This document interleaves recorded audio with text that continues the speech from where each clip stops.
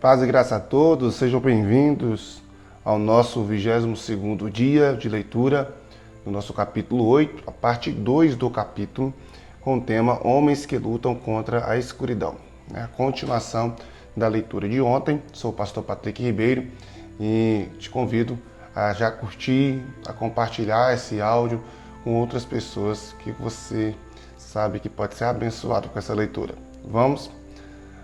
Um bom amigo meu, a quem chamarei de Gerd, é um homem cuja masculinidade eu respeito muito. Na manhã de uma segunda-feira, ele acordou com o barulho da batida forte de uma porta. Pulou da cama e afastou as cortinas a tempo de ver Zack, seu filho adolescente, saindo apressado de casa, obviamente angustiado. Gerd olhou para o relógio na mesa de cabeceira. Eram 6h10. O sol começava a despontar no horizonte. Meu amigo entrou em pânico imediatamente. Claro que havia alguma coisa errada. Ele não sabia o que era. Deveria vestir-se e correr atrás de Zack. Deveria ajoelhar-se e orar? Sua esposa, que tinha sono profundo, não ouvira o barulho. Continuava dormindo. Deveria acordá-la? Gerd se perguntou. Dos poucos segundos suficientes para deixar qualquer um totalmente confuso, sentiu a raiva crescer dentro dele, e não foi assim que ele planejou começar a nova semana. A raiva, ele notou, estava dirigida ao filho. Zack vinha agindo de forma estranha havia mais de um mês e não falava sobre o assunto. Pensando bem, Zack sempre demonstrou frustração desde pequeno, sempre contrariando o modo de ser da família. De repente, sem nenhum aviso, a hostilidade mudou de direção. Agora, Gerd sentia raiva dele próprio. Não teria passado tempo suficiente com o irmão mais velho? A responsabilidade do trabalho havia se multiplicado nos últimos anos. Eles já não passavam muito tempo juntos como família. Até a esposa mencionou estar preocupada com o trabalho do marido, mas nunca se queixou. Talvez tivesse muito medo dele parar de ter coragem, de se queixar. A situação estaria muito pior do que Gerd imaginava. Seu casamento estava passando por problemas. Zack estaria envolvido com drogas. Parecia mais irritado ultimamente. Suas notas despencaram. Ele passava mais tempo no quarto, isto é, durante o pouco tempo que passava em casa. O que dizia aquele artigo de Gerd lera no jornal na semana passada sobre suicídio de adolescentes? O que estava acontecendo com seu filho? Com sua família? Com ele? Agora os pensamentos corriam soltos. Fazia apenas 5 minutos que a porta batera e ele estava tendo uma crise de nervos. Queria acordar a esposa e gritar com ela. Gritar alguma coisa, qualquer coisa. Queria correr atrás do Zack e sacudi-lo por um pouco de juízo na cabeça daquele garoto. Não. Isso só pioraria a situação. Talvez pudesse tomar um café da manhã com Zack para uma conversa verdadeira entre pai e filho. Atrasar um pouco a hora de chegar no trabalho. Passar tempo com o filho. A ideia pareceu boa. Gerd disse a si mesmo que ficasse calmo e se controlasse. Afinal, todos de sua família eram cristãos, inclusive os avós de ambos os lados. Deus faria tudo dar certo. Ele precisava de ter mais fé. Deus era digno de confiança. No entanto, a filha do pastor auxiliar engravidara aos 16 anos de idade. Aquilo estava certo? E quanto ao casal de missionários por quem eles oraram um ano atrás? O filho único cometera suicídio. Não havia confiado em Deus? Foi esse o motivo da tragédia? Coisas dolorosas aconteciam em lares cristãos, lares melhores que o dele? Isso era óbvio. E Sid, seu companheiro de raquetebol, tinha um filho de 20 e poucos anos que desaparecera 2 anos atrás, morto, envolvido com drogas, odiando demais para ligar para os pais. Sid não sabia. Deus, o que prometeste? do que posso depender, o que é previsível, o que devo fazer? Essa é a primeira pergunta que os homens fazem. Suponha que, em resposta a essa pergunta, Shed ouvisse uma voz firme dizer: seja homem, decide o que reflete melhor o caráter de Deus e age de acordo com isso. Seja corajoso, seja sábio, seja imaginativo. Você ama Deus, ama seu filho, faça alguma coisa.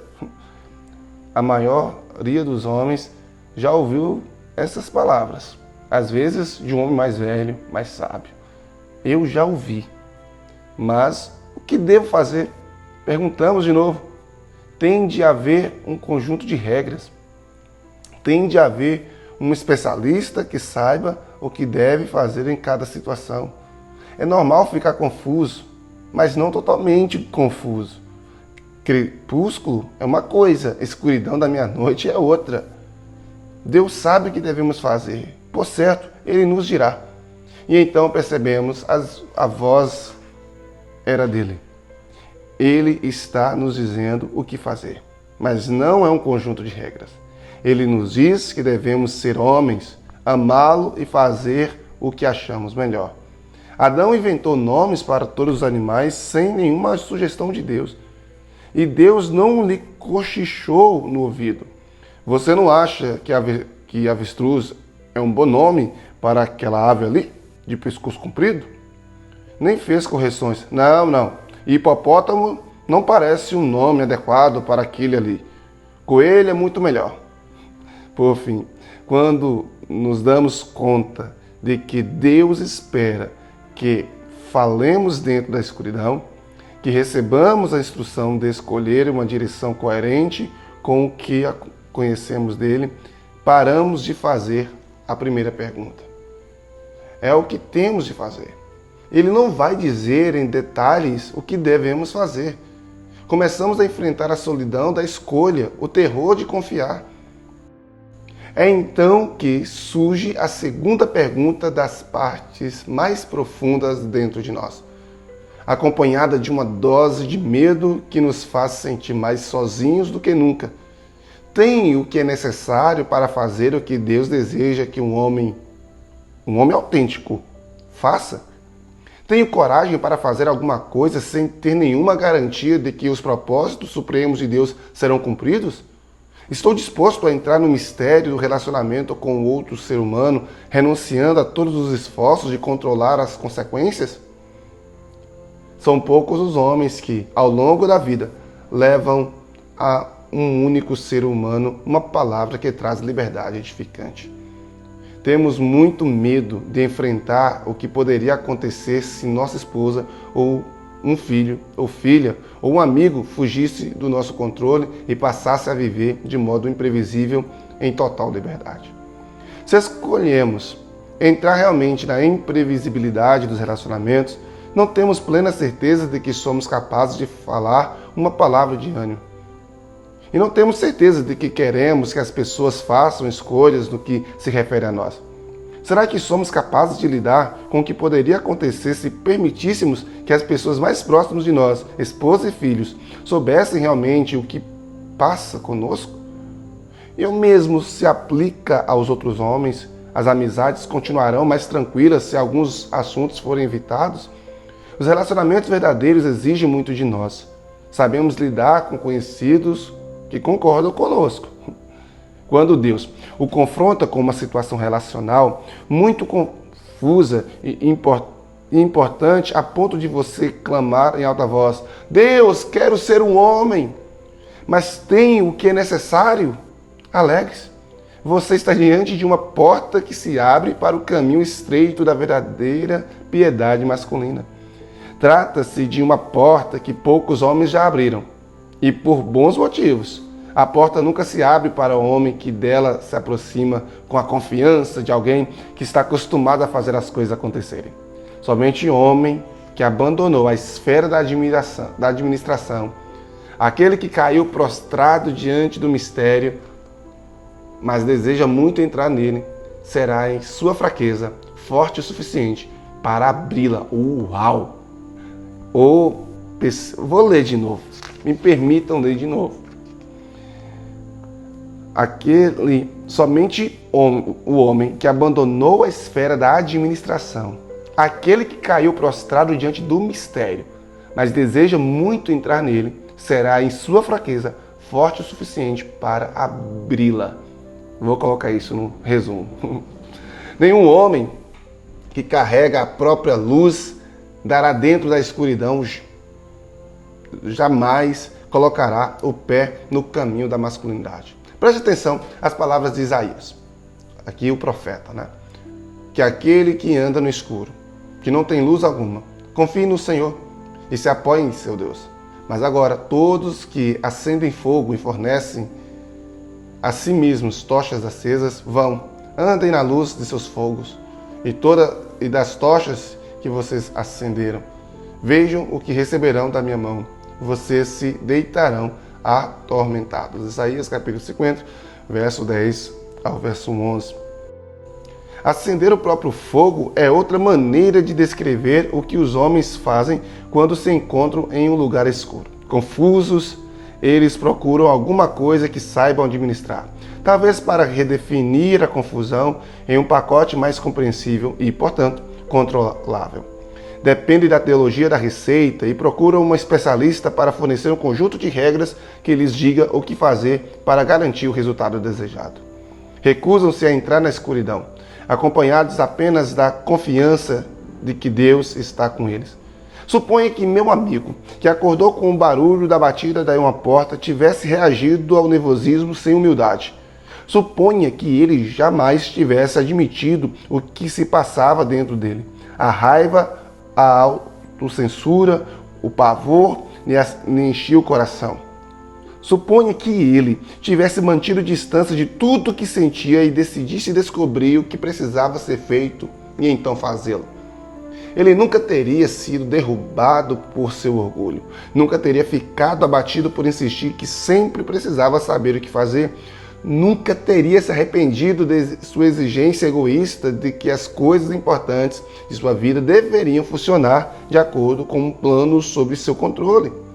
Se Chet nunca tivesse mergulhado fundo em seu coração para ser quebrantado por sua arrogância e humilhado por sua fraqueza, qualquer escolha que tivesse feito na manhã daquela segunda-feira teria sido o mesmo que acender o seu próprio fogo. Vou verificar com mais clareza. Sempre que nossa maior prioridade é fazer a vida funcionar, seja o que for que fizermos, somos acendedores de fogo. Quando, porém, nossa maior prioridade é amar a Cristo, agradar-lhe e ser bons representantes dele aos outros, qualquer atitude que tornarmos implicará independência e confiança no nome do Senhor. Se amamos a Cristo de verdade, é claro que nossas escolhas serão feitas dentro dos limites claramente estipulados na Escritura. Podemos acordar nossa esposa, mas não vamos gritar com ela. Podemos não acordar nossa esposa, mas depois não vamos acusá-la de dormir durante um problema sério de família. Acordar ou não nossa esposa é uma escolha que temos liberdade de fazer. Descontar nossas frustrações nela é claramente proibido. E quando o homem piedoso faz o que é errado, quando caminha longe da luz que Deus lhe deu, ele assume seu erro, aceita totalmente a culpa e pede perdão. Chet é um homem piedoso. Veja o que significa para ele entrar na escuridão sem acender o próprio fogo. Ele admitiu a si mesmo sua grande impaciência, autocensura e irritação. Entregou-se conscientemente a Deus como um homem fraco que não sabia o que fazer, lembrando que o propósito escolhido para a sua vida inteira. Inclusive, aquele momento, na segunda-feira de manhã, era amar a Cristo e honrá-lo em tudo que fizesse. Ele continuou furioso e assustado, mas seu coração e sua vontade estavam tão firmes quanto o seu nível de maturidade permitiria. A fé parecia fraca, mas talvez, ele pensou, fosse quase do tamanho de um grão de mostarda. Depois de pensar um pouco, ele decidiu não acordar a esposa, mas vestir-se rapidamente, descer a escada, sentar-se na entrada da casa e aguardar que o filho voltasse. A imagem que o dirigia era o do pai do pródigo, não à procura do filho em uma terra estranha, mas aguardando ansiosamente por seu retorno.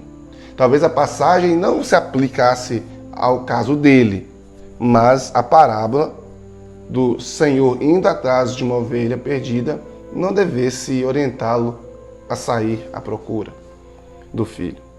Ele não tinha certeza, não havia nenhuma luz, apenas escuridão, mas confiava em Deus da melhor maneira que sabia. Tomou uma decisão mesmo quando não tinha certeza do que fazer. Ele se moveu-se para entrar no mistério. O ponto principal da história não é o que aconteceu depois. Se mais tarde ele recebeu a notícia de que o filho se matara, ou se foi acolhido em casa depois de minutos, é uma questão de suma importância. Mas o desfecho da história não determina se meu amigo agiu como homem. Qualquer coisa que tenha ocorrido a seguir naquela manhã de segunda-feira exigiria mais decisões de confiança, falar mais dentro da escuridão, mover-se sem um conjunto de regras. Se Zack tivesse tirado a própria vida, seria necessário tomar decisões que envolviam a dor indivisível de Chet, começando talvez com a decisão de deixar que outros o ajudassem durante um longo período de cura. E se o filho tivesse voltado, passando apressado pelo pai e entrando em casa, seria necessário tomar outras decisões. Se Zack tivesse voltado chorando, ansioso por abrir seu coração, ainda assim meu amigo teria que tomar decisões. Que perguntas ele deveria fazer? Se é que deveria fazer alguma, ele deveria apenas ouvir, aconselhar, orar? Assim que nós tornamos cristãos, nossas decisões mais importantes são feitas muitas vezes no escuro, com apenas a luz de Deus. Devemos confiar em um Deus que nem sempre nos diz exatamente o que fazer. O Espírito sussurra com mais frequência e encorajamento. Você vai conseguir, estou com você, do que direções, agora diga isto a ela. Precisamos ter um relacionamento com Cristo no qual passamos a conhecê-lo o suficiente para nos comportar como ele se comportaria, sentir o que ele sentiria, dizer o que ele diria. Precisamos honrar nosso chamado de refletir o hábito de Cristo, de entrar na escuridão, rumo à beleza. Deus deseja que os homens falem na escuridão que às vezes permanece escura, mesmo depois que falamos. Não há necessidade de lanterna para iluminar o caminho. Quando insistimos em saber o que fazer para tentar atingir nossa meta, somos acendedores de fogo. Acender o próprio fogo é uma tentativa natural de todo homem caído. Essa tendência é claramente visível, não apenas nas crises relacionais da vida, mas também em nosso estilo cotidiano de nos relacionar com alguém. Os homens que rotineiramente acendem o fogo em vez de confiar em Deus revelam falta de masculinidade de modo mais significativo na maneira como interagem com outras pessoas, principalmente com as mulheres. Abordaremos esses padrões de relacionamento não autêntico, não masculinos, nos 3 próximos capítulos. Uau! E aí? Você é um acendedor de fogo ou alguém que confia em Deus no meio da escuridão? Gente, encerramos aqui o capítulo 8 e esse é um capítulo fantástico. Eu sou suspeito em dizer qual é o melhor até agora, porque um melhor, né, o outro. E esse capítulo 8, sinceramente, foi muito profundo.